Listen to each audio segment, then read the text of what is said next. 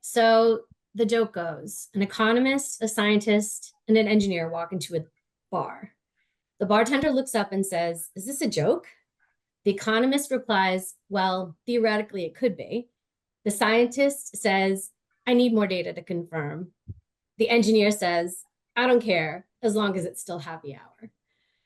In all seriousness, I'm super excited to be doing this webinar with my friends and colleagues, Meenakshi and Cece, brilliant colleagues, I must say. Before we get into the depths of our conversation, I would like to make one really big announcement at the beginning of this, that we are planting trees. It's a small gesture for every single interaction, every registrant, every question, every person who fills out our surveys at the end. So please engage with us as much as you can. A tree is going to get planted for every single one of those. And with that in mind, you know where the Q&A tab is. Please go ahead, and as soon as you have questions, go ahead and pop those in. We'll have time at the end as well to take some questions. So why are we talking about GDP and embracing that as a growth lever? At Everest Group, we are embedding sustainability across every single practice area. And it's clear that at the country level, GDP and corporate financial reporting has become ubiquitous as measures of how it is that a society is doing. But we know that they're not comprehensive and that they're not really accurately giving a good picture, a complete picture. My passion is about sustainable development and societal well-being. And those of you who've joined the call would also be passionate about our planet. So this is why we decided, let's take this concept and bring our community into the conversation of how we can get a better picture. So I'm going to start off with Meenakshi, who is an economist, and she's going to do our little Econ 101 to get us started. Thank you, Rita, for such a beautiful opening, like you always do. And before we dive into the limitations of GDP, let us take our audience down the memory lane of their Econ 101 course, as you said. So I'm going to define GDP and give it a little bit of background. So GDP is basically the monetary measure of the final goods and services produced in a country within a specific year. And Simon Kuznets, who is also a Nobel laureate in economics and one of my favorites, was the one behind developing this concept. So he came up with the idea of evaluating the economic size of a country by assessing the economic output produced by individual companies and governments. And this concept was, while it was developed in the early 1930s, it has been in formal use for more than 70 years. So the formula for GDP is basically consumption, which is the purchase of final goods and services by the households, the investments in capital goods by the private sector, plus the government expenditure, basically the government spending done on economic development, like building a road or building a hospital. And we add net exports to it, which is basically exports minus imports. Now, the significance of GDP lies in the fact that it is the most widely used metric to understand the economic performance of a country. It guides the policy decision-making of governments, and international bodies are using it to compare countries' economic health. While it is an important metric, it's a widely used metric, there are a lot of costs that this metric does not take into account.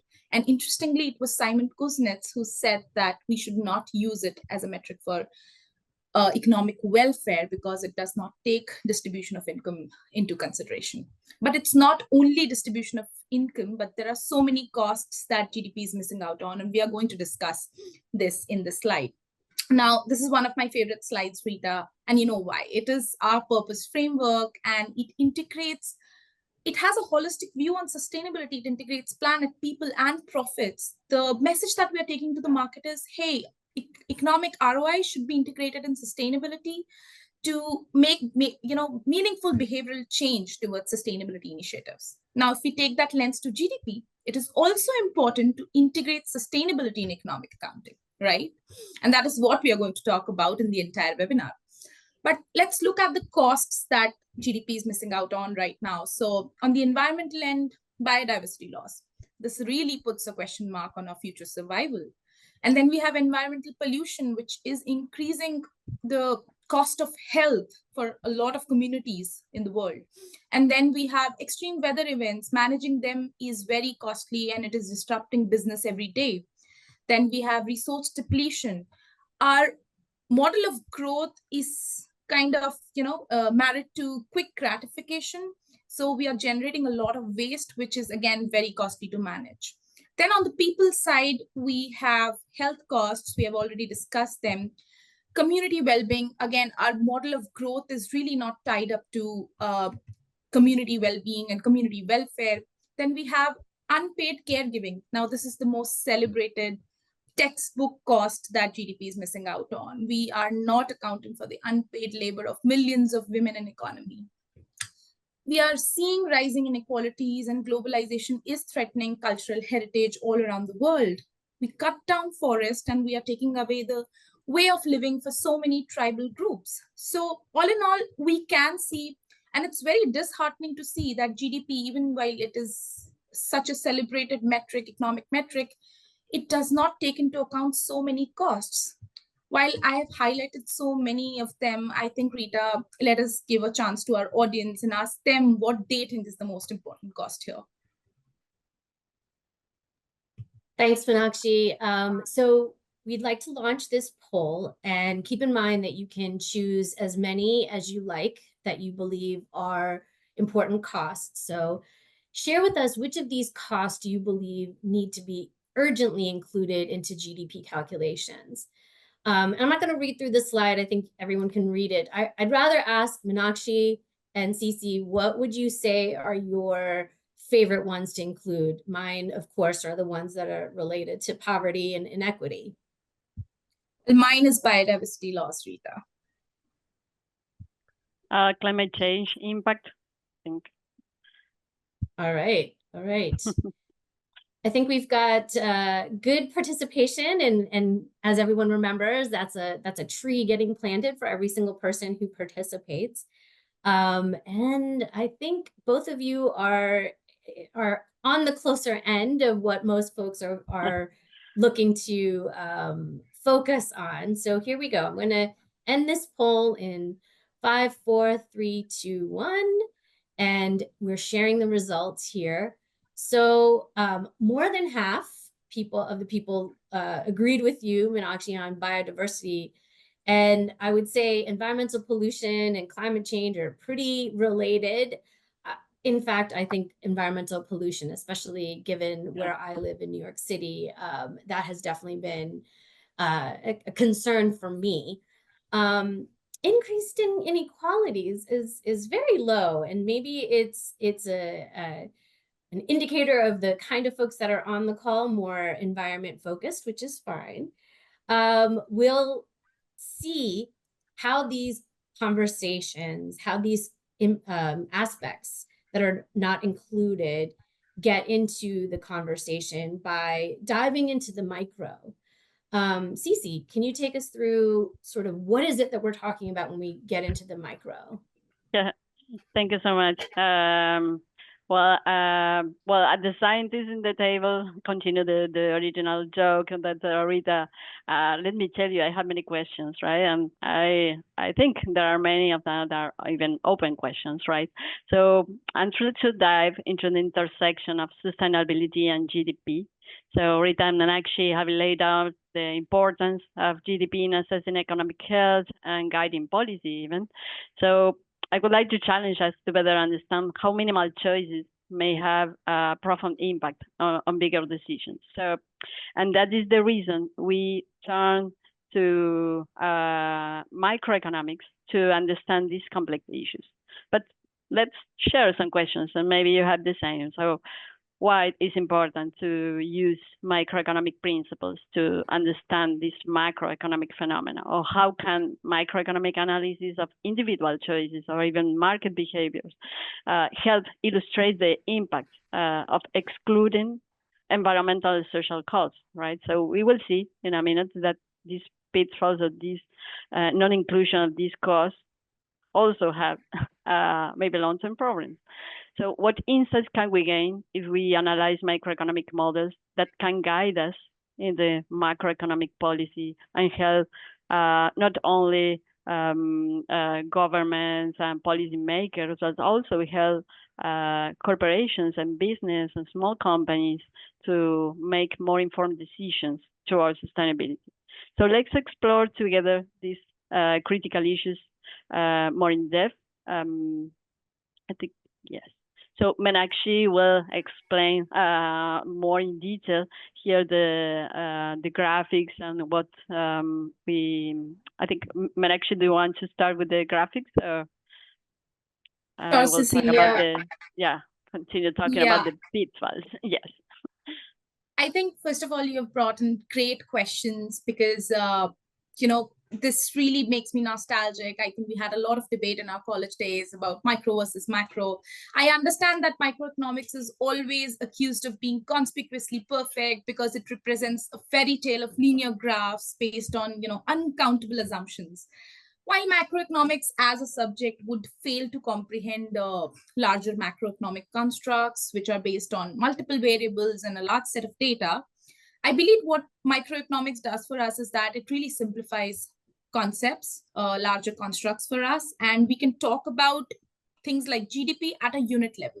So I'm going to use this graph and I'm going to explain what really happens when you do not include environmental and social costs at a unit level, which is at an individual level, and how it translates into bigger economic challenges, right?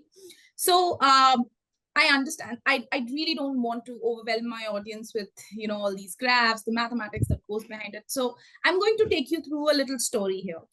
So if you look at the graph here, it's about a factory that maybe produces a particular product, right? And it is situated in a place which is surrounded by people, communities. Now, if you look at the graph, you look at the light blue line there, which is touching both the axis. It's the demand line. It shows the relationship between price and quantity from the consumer's angle, which means how much price a consumer is willing to pay for a particular quantity of good. Now, imagine that this factory is producing the good, but is also polluting the river and the air in that process. What it really does is that it takes away the livelihood for the fishermen community surrounding, and it increases the cost for health for a lot of people surrounding the factory.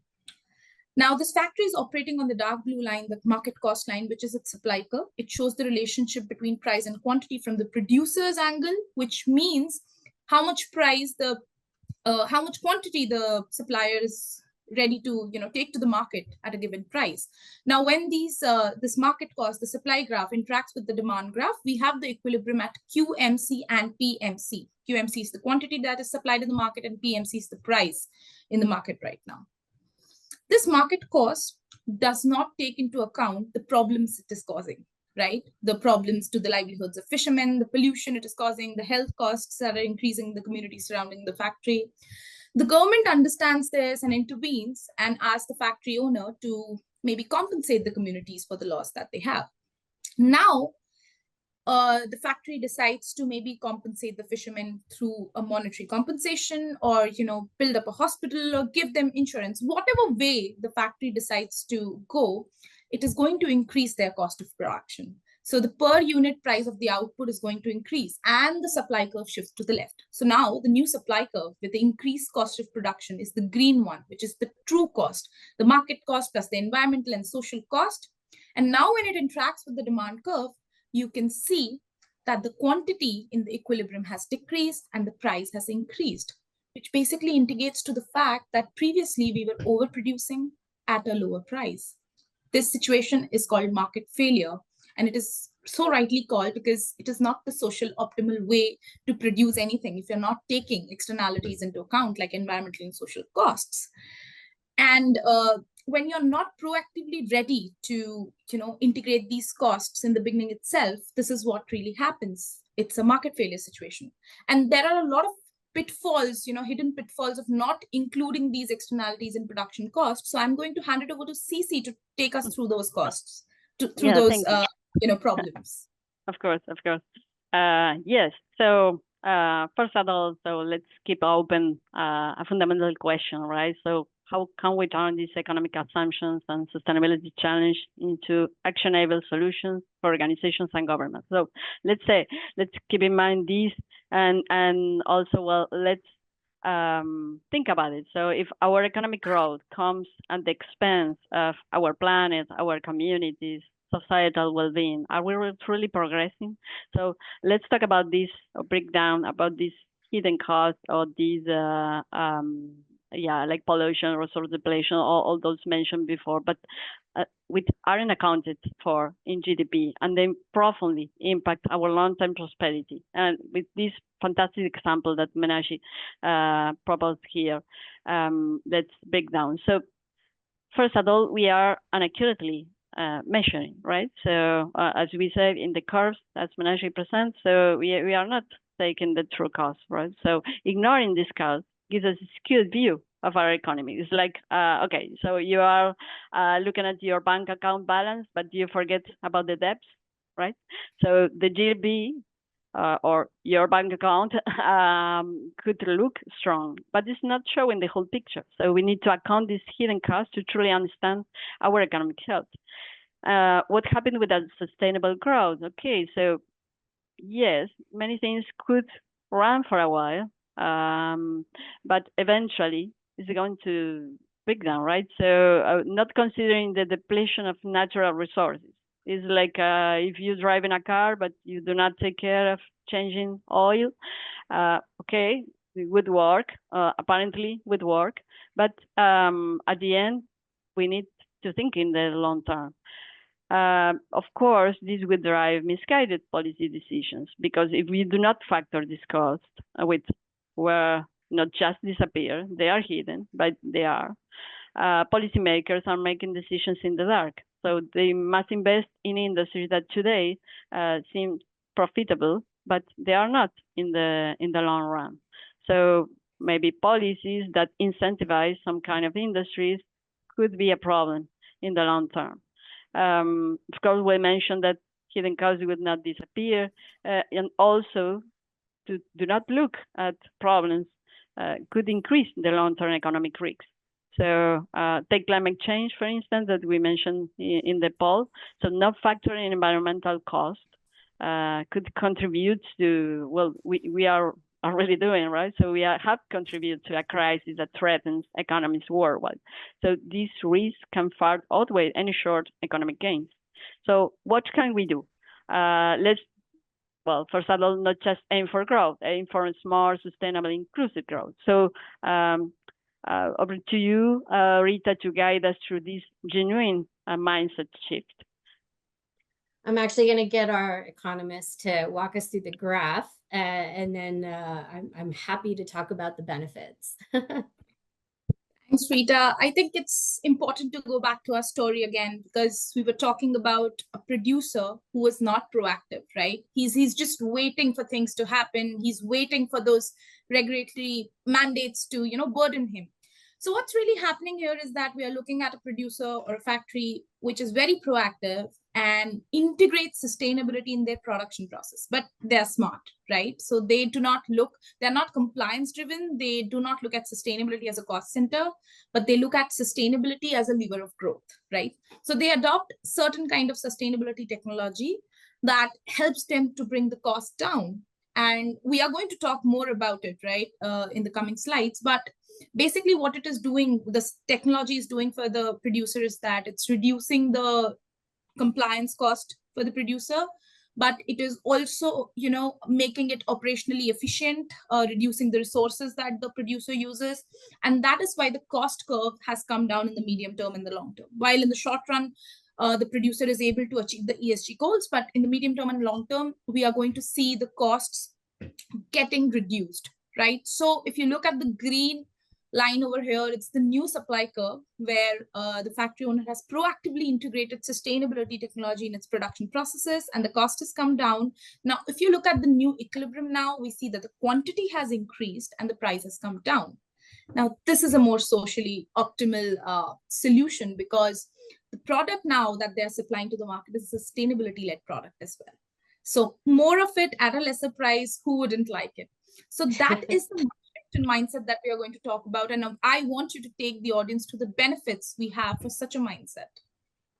No, I think Meenakshi, you've explained it really well, and I think incorporated actually these benefits, and it's very much in line with the question that we received from Hemant, who's asking about. He says that companies usually don't factor in the cost of externalities in the price of their products and services. What do we estimate as the impact of GDP on that? And really the answer is the combination of these two graphs. So in this graph, we're really getting into what are the benefits that these investments end up becoming proactive, that there's an alignment with Sustainable Development Goals, which is, these are global goals that the world wants to go by. There's also cost savings and a focus on risk or mitigating risk. So I think the answer to the question is that there's a potential, if it's done right, that they could balance each other out and we wouldn't see a negative impact on GDP. Rather, it would be a more realistic impact on GDP. I'm not the economist though. Meenakshi, what do you think? So Rita, I think what Hemant is asking is that if we account for all the costs together, if there is an estimate around how much, what is the percentage of GDP that is going to get affected or something like that. The issue with the current research is that I don't think there exists a comprehensive research that is, targeting all the costs together, and we have come up with the number right now. Definitely, there are a lot of metrics out there. So for example, when I was talking about my favorite cost, biodiversity loss, right? So I think 50% of the global economy is under threat because of biodiversity loss, right? And that is what we are going to talk about today, that we do need a comprehensive framework to, integrate all these costs together so that we have a better accounting system. So I think, Hemant, you are definitely going to like the frameworks that we are going to present today, and that is going to answer some of your questions. And we're so stereotypical in our answers. Meenakshi's is, it depends. Mine is optimistic. And Hemant says, thank you. Great. Yeah. All right. So on that note, and for, more participation, and Hemant, I think that should count as a tree as well. Tell us, now that you've heard the pros and the cons of what's going on with GDP methodologies, where are you in terms of thinking that this needs to be integrated into environmental and social costs? Obviously, you're just picking one option, whether you strongly disagree, somewhat agree, you're neutral about it, which it's kind of hard in these days, and probably a selective audience to be neutral, but you might be unsure.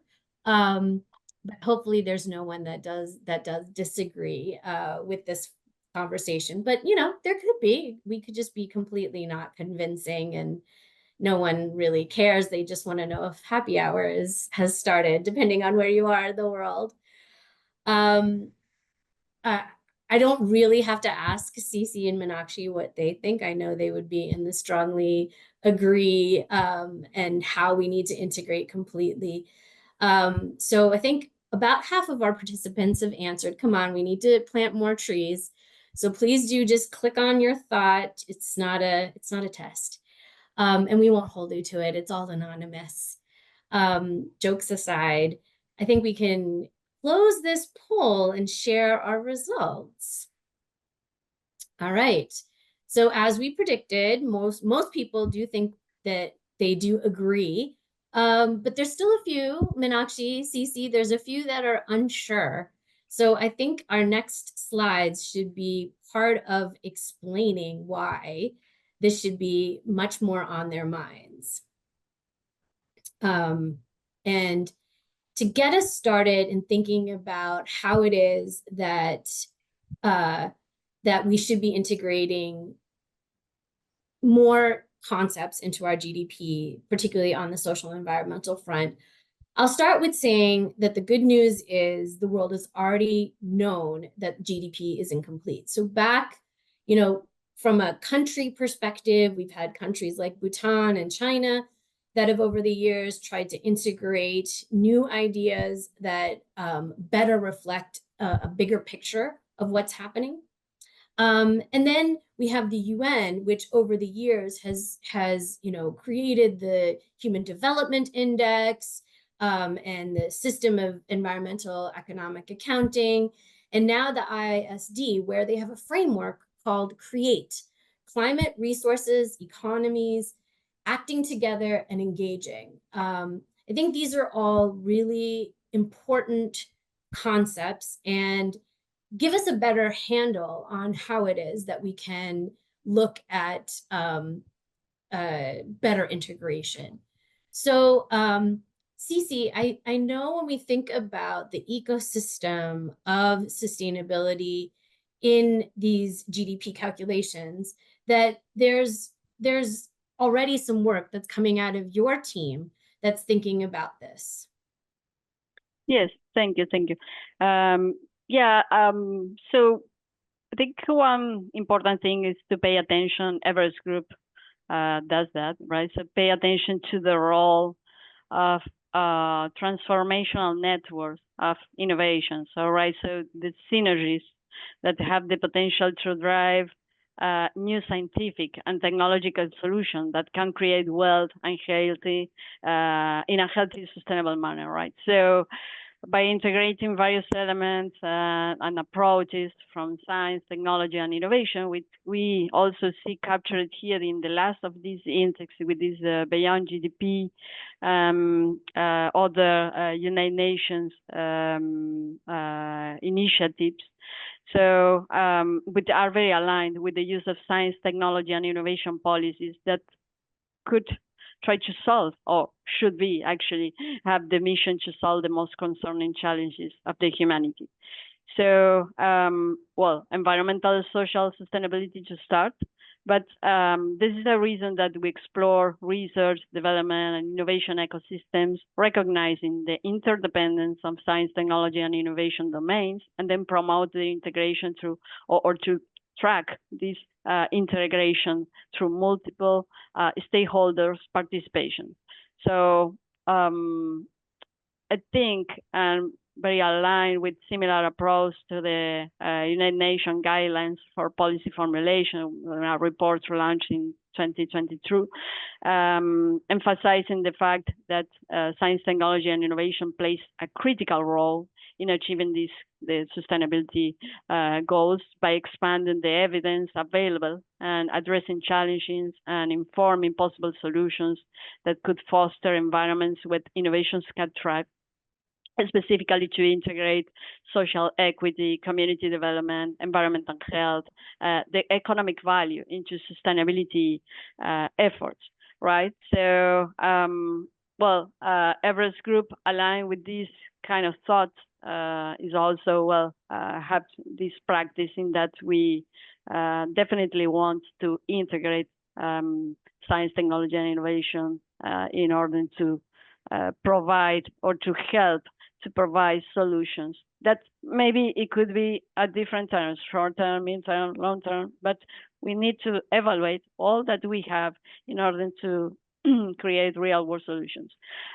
Just a side note about the maybe because we see in a previous slide, right? So other ways. So it's clear that nations are, or Rita mentioned it, it's clear that GDP is not complete, is not including this. So there is something that could work better. But the fundamental question maybe is, how can we enhance this measurement of economic progress to better reflect sustainability and societal well-being? And this is like, I understand some of the answer here that maybe do not have like this strongly agree. So the question is, should we reassess the concept of GDP by integrating redefined equations or additional indexes? like this happiness index, the human development index, the additional, this beyond GDP, of course, or should we integrate? It's just about integrate better data into conventional GDP to capture the impact, for instance, of investment in sustainable solutions more accurately. So long-term investments capture more accurately. So well, maybe it's an open question. Probably the good path forward would be an intersection of these questions. But well, I look forward to hear more insights of these crucial topics. Do you?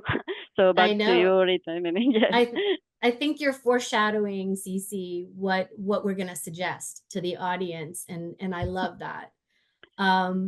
Just a few stats in terms of at least stating directly that there's already a ubiquity of wanting to include sustainability instead of it being, completely separate entity.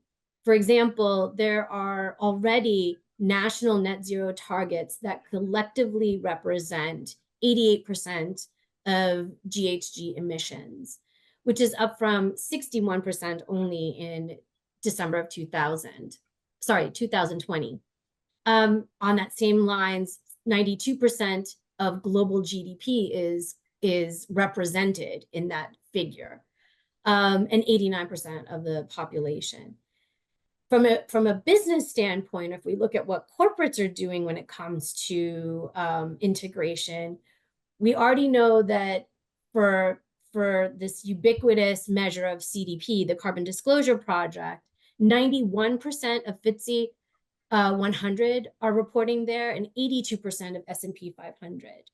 So it's already become ubiquitous that we know it's important. So now some of the questions are, how do we do the 360-degree approach? How do we monetize the benefits? How do we integrate the economic accounting with this?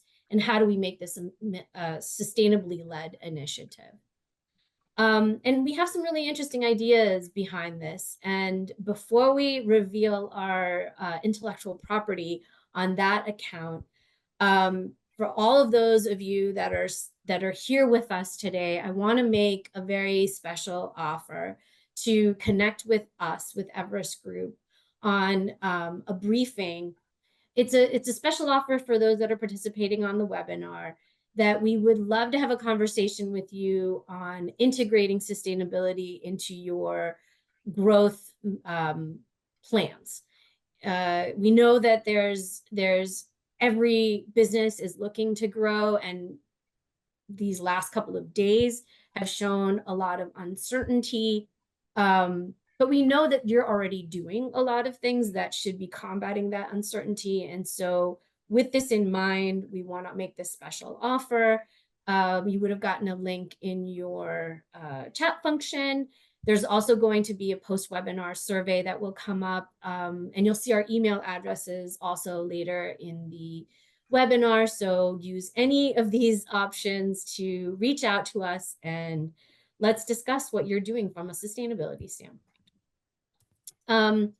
Okay, all of that drum roll and lead up and foreshadowing to this amazing framework. And I say, and I'm going to use words that Cece put out there as soon as she saw it. She said she loved it. So Meenakshi, tell us what it was that Cece loved about this framework. First of all, Rita, yes, I think Everest Group is crazy about frameworks, and we love developing because they really simplify complicated concepts and are gentle on the eyes. And I think I've seen a lot of clients loving them because they can easily memorize them. So I think that's what CC also liked. And, here we are with our amazing Prime framework, which again bridges the gap between micro and macro and really answers what, the interesting questions that CC was asking, right, in the beginning. This framework basically defines what are the economic benefits of adopting sustainability initiatives and production processes. Now, let us go back to the example of our factory owner that we were talking about in those graphs. A proactive producer will incorporate sustainability in their operations.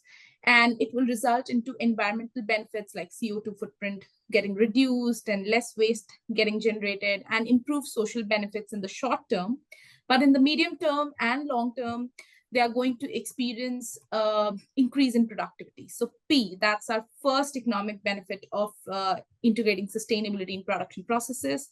So for example, you have DVIP initiatives running in your company, and it really, improves the worker output because everyone feels included. And Rita, I think we both have seen that impact workers have increased productivity.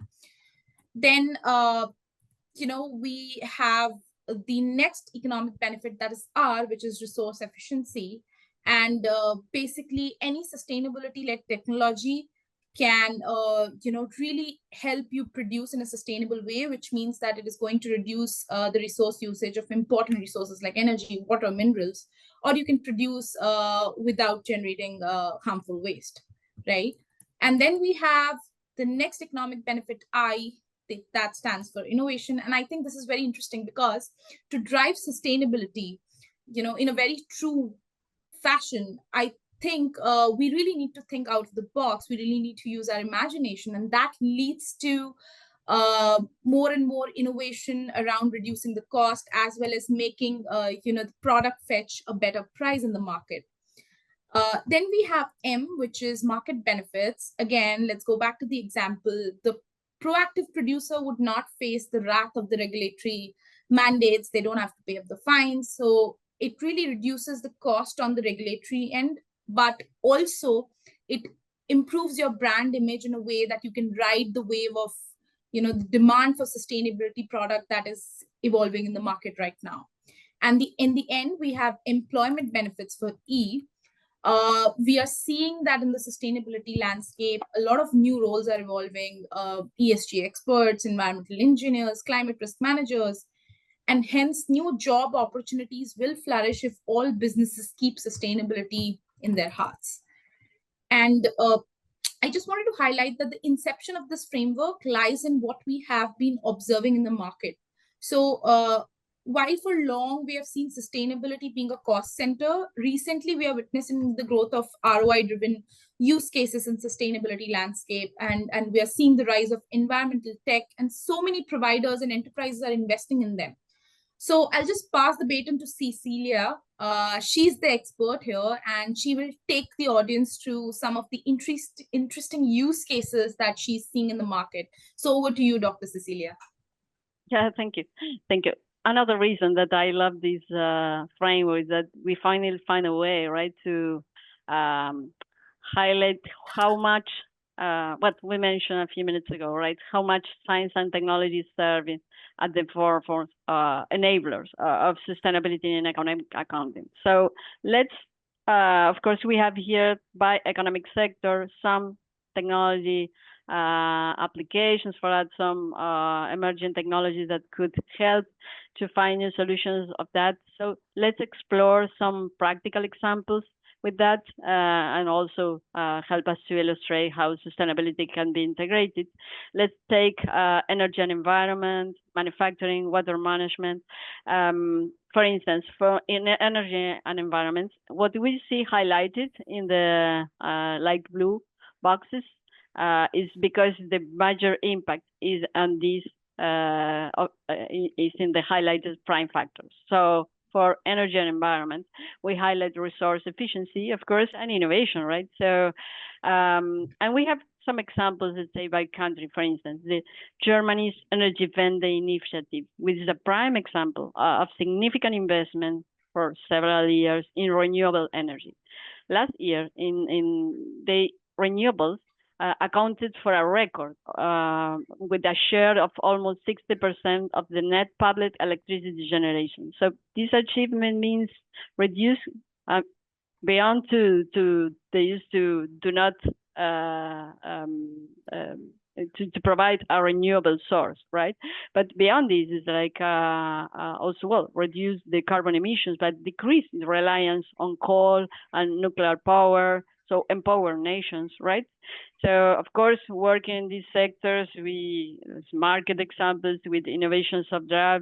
We have many of them, like GE, Iberdrola, Vestas, which are pretty well known in the industry and market. These are reality. But let's say this initiative has also led most important or relevant research centers in Germany to develop new solutions like advanced large surface manufacturing to get additional solar energy innovations, more smart textiles, even for wind turbines or the blades of the turbines, of course, of the wind system. Sorry.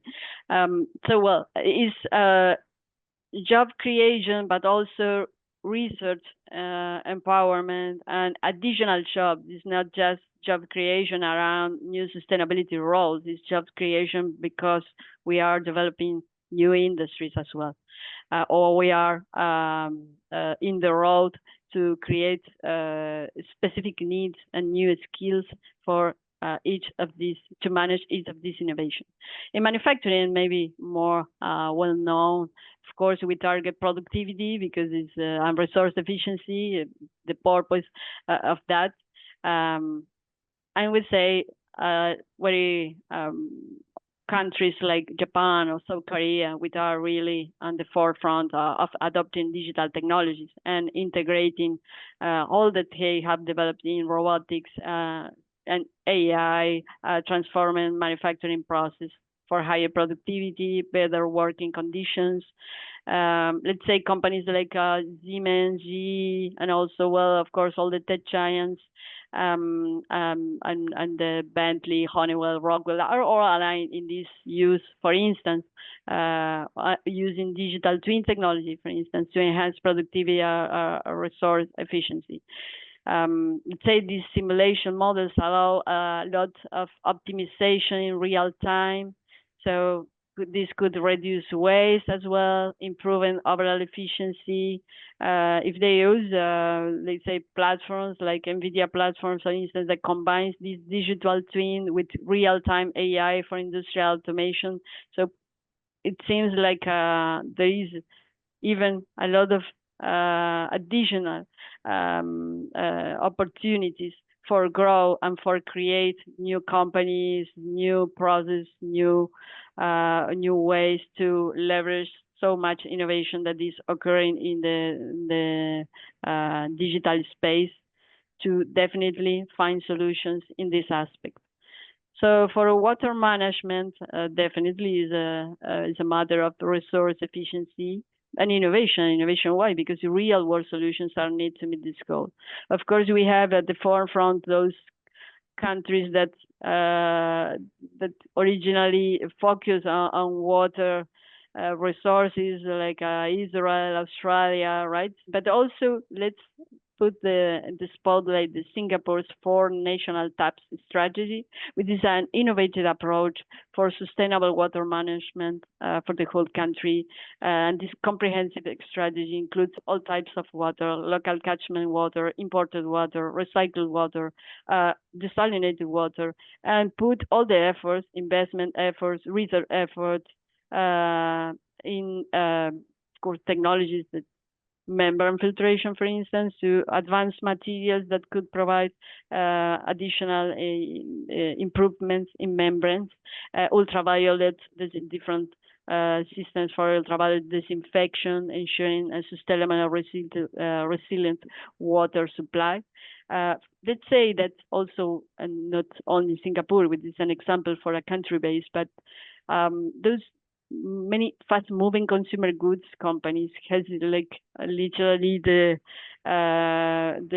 commitment to reimagine their portfolio, or think their portfolio for future water scarcity scenarios, because they will need a lot of supplies, also in terms of water. So P&G, Kimberly-Clark, L'Oreal, they are among many others. So it's a fact that all these companies soon or later will need to see for solutions in that space, not only to keep this a sustainable image, or to launch a new sustainability brand that allow us position it better in that field. But those could be a necessity, and this is another open question, right? So we the reason to do that.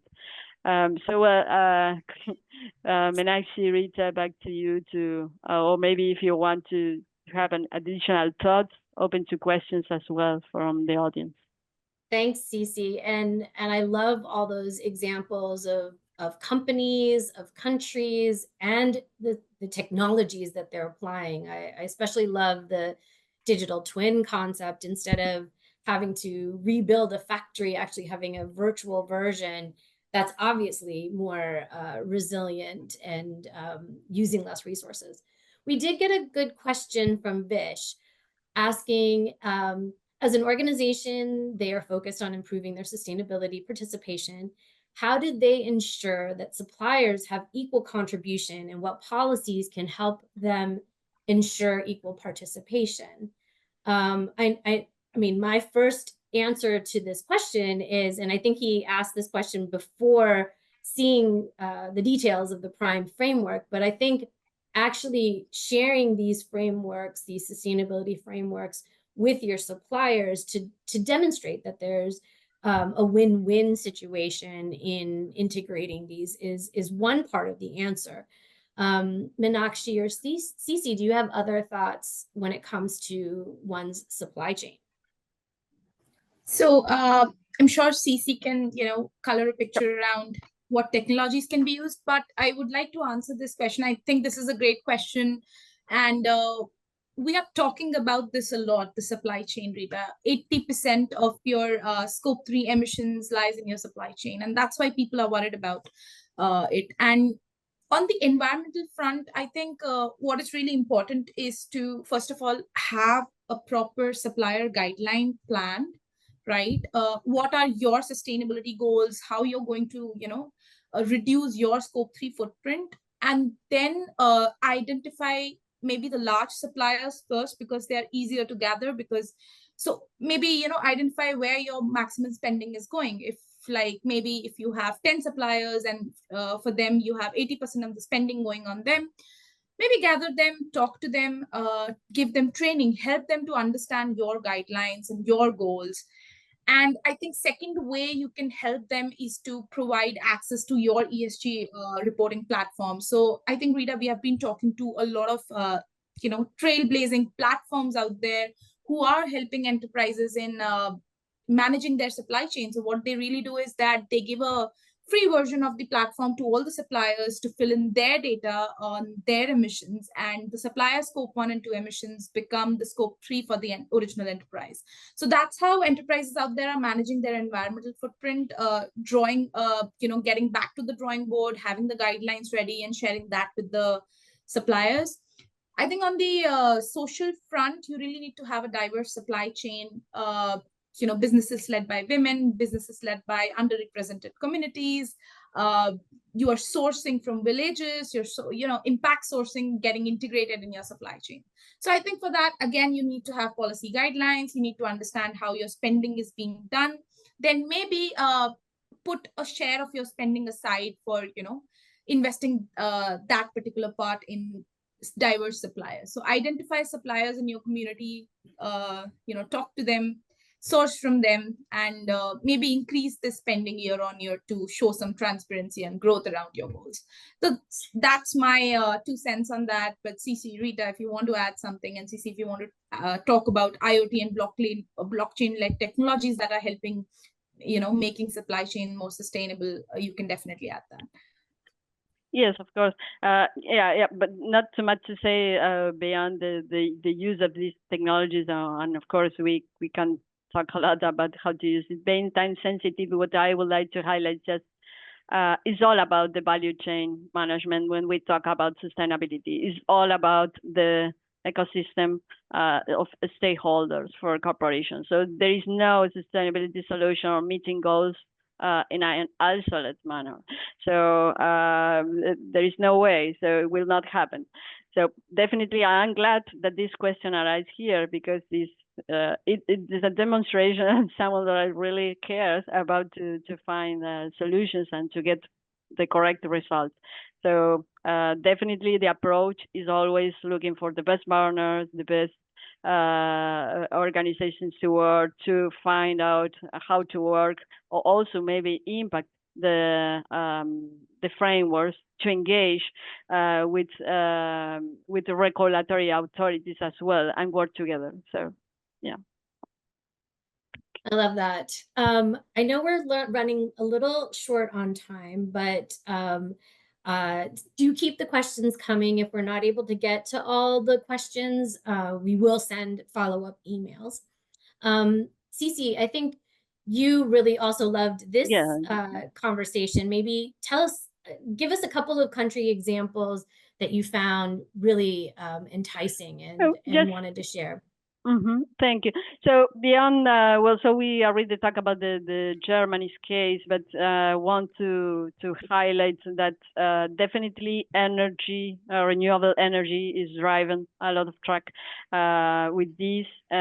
So the commitment of nations to work, because these solutions also at nation level should be mission level, and at some point it's good to focus on some particular interests. So, well, these countries, Denmark, Sweden, well, the Nordic countries, indeed, has a strong focus on energy transition.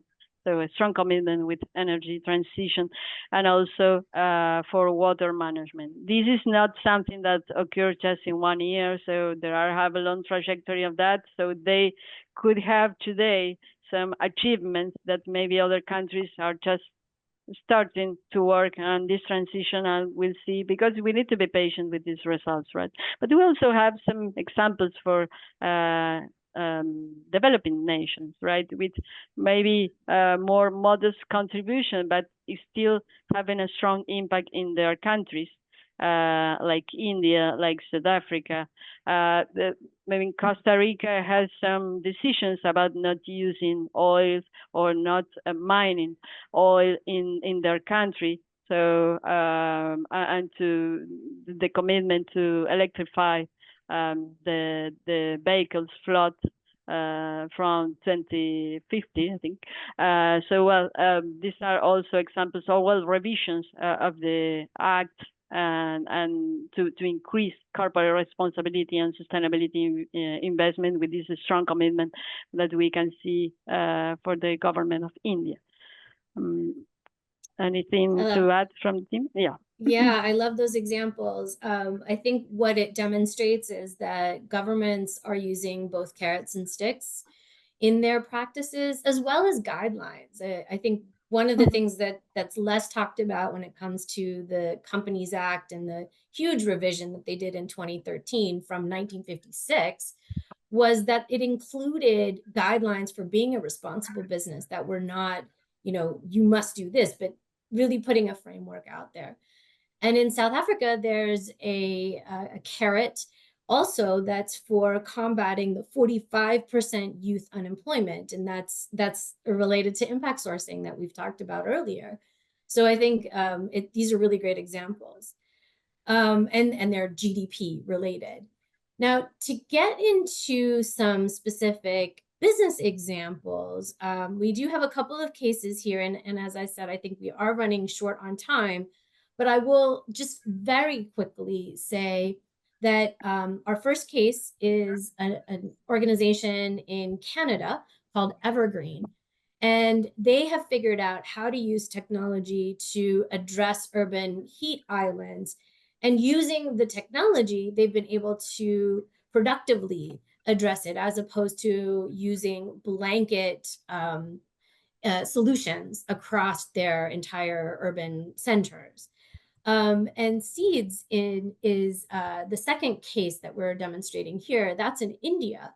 And in fact, we didn't use such flowery language here, but in fact, it's really life-saving technology that they've been able to employ and make their solutions that much more productive so that many more lives are saved.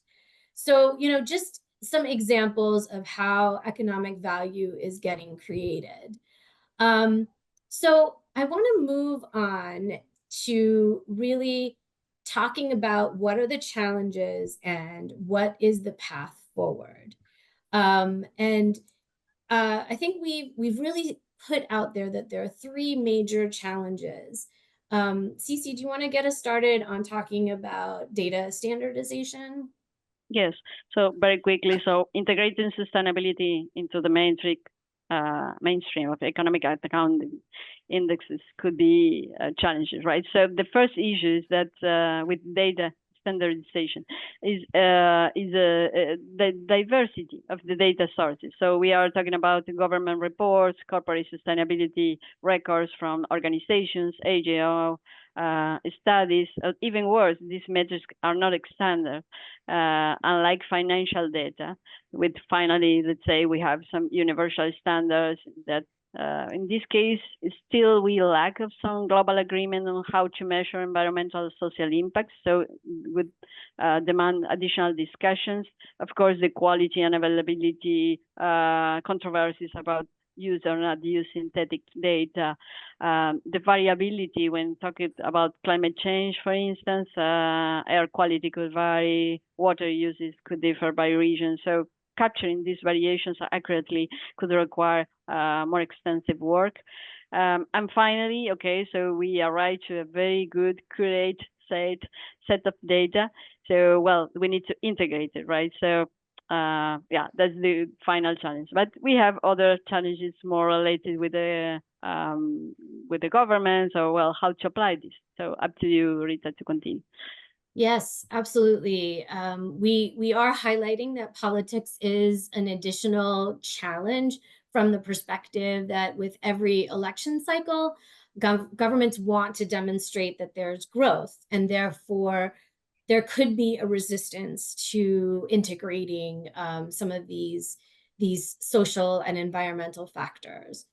And finally, there are economic interests that are at play that are really prioritizing profit maximization by businesses as we look at the stock market as well.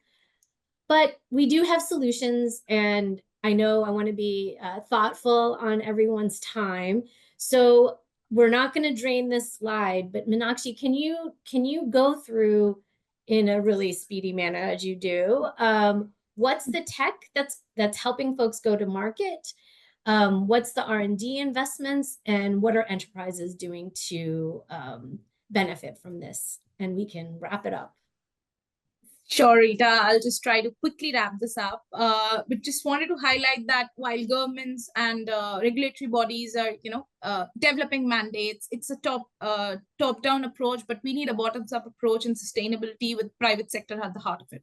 So what we are seeing in the market right now is that a lot of providers in the sustainability technology space has started marrying the narrative of ROI with sustainability, and they're enabling their clients to achieve their ESG goals and also reduce cost for them and fetch profits for them. So I think we have already talked about so many use cases, and those are the investments that we are seeing in the market. So we are looking at providers investing in COEs, building AI-led solutions, IoT-led solutions to help companies achieve operational excellence, operational efficiency, but also achieve their ESG goals, right? So, for example, cloud, right? We are seeing investments around green ops, which basically helps the clients to be more, have a more optimal workload on cloud, but also save on energy. So I think we are seeing all those use cases, and then there are a lot of collaborative platforms and competitions that these service providers are using to crowdsource ideas and solutions. So we are seeing a lot of service providers, going back to the basics and asking people to develop ideas and then promoting those ideas. So yeah, we are seeing a lot happening on the providers end. I think a lot is happening on the enterprise end. So I'll just hand it over to you, Rita. I think we're right at time, Meenakshi. I'm going to let our viewers get these slides and read through what enterprises are doing. Suffice to say that they're engaged and want to do more and are looking to their tech partners to enable this. So just in closing, please do continue to engage with us. reach out for briefings, email us. All those engagements are going to help us to plant some trees